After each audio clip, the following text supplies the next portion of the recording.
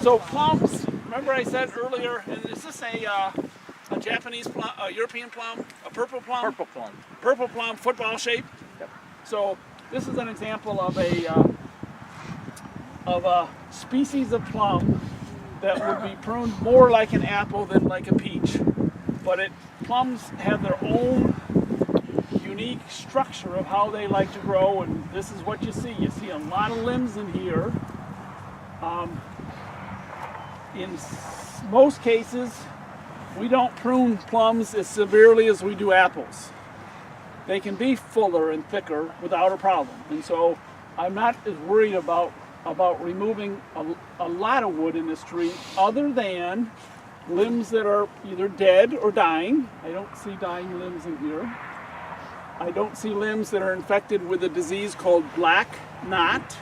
Black knot is a kind of a cancerous, I don't know what cancer really looks like, but it's this weird growth that just emerges from the limbs, and that's very hard to control. But if you do have black knot in the plum, it should be eliminated.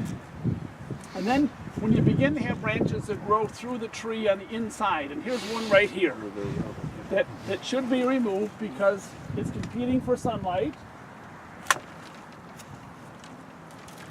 And then if you have some suckers and water sprouts, you're even feeding here, suckers and water sprouts, growing inside, growing up through the center and inside,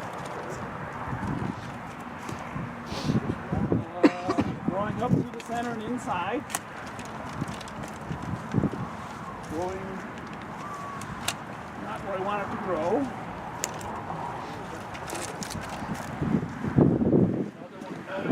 I'm just going to cut that back a little bit. A little bit too vigorous. I'm going to part of it, cut that off. Sucker water sprout. Sucker water sprout.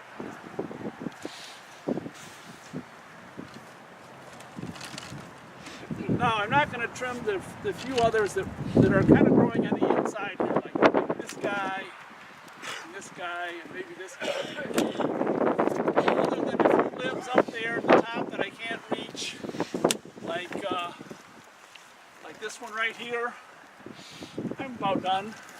Not a lot, not as heavy. It will be very productive.